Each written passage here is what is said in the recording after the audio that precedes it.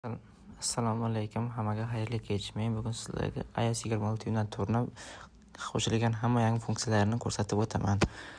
Birinchi, bizga 8 ta yangi emoji qo'shib berishgan. Birinchi emoji xazina qutisi, ikkinchi emoji esa afsonali jang urushi, uchinchi emoji esa qor odam, to'rtinchi emoji balerina, beshinchi emoji surnakcha, oltinchisi esa ishkan yuz, yettinchisi cho'qqidan ko'chish va oxirgisi kasatka.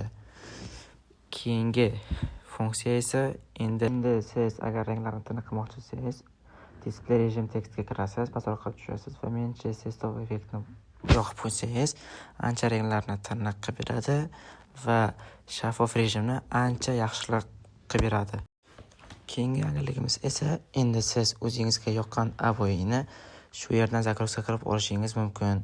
Bu yerda juda ham ko'p avoylar bor. Sizga yoqqanini kirib zagruzka qilib olishingiz mumkin. Keyingi yangiligimiz esa eslatib turishda srочный rejim qo'shilgan. Agar sizda bironta qandaydir muhim ishingiz bo'lsa, bu yerga yozib qoldirasiz va vaqti kelganda srочный sizga eslatib turadi. Keyingi yangiligimiz esa endi komandaga ham zaryadkaga limit qo'shib qo'yishgan. Siz zaryadkaga xohlagan limitingizni qo'yib qo'ysangiz ham bo'ladi. Yaxshi yangilik.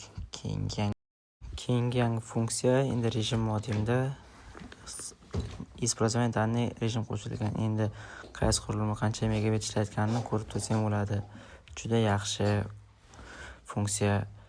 Oxirgi funksiya esa Safari'da ham izlash bo'limi qo'shilgan. Agar vkladkalar ko'payib ketgan bo'lsa, o'zingizga kerakli vkladkani topib olishingiz mumkin. Hammaga xayr.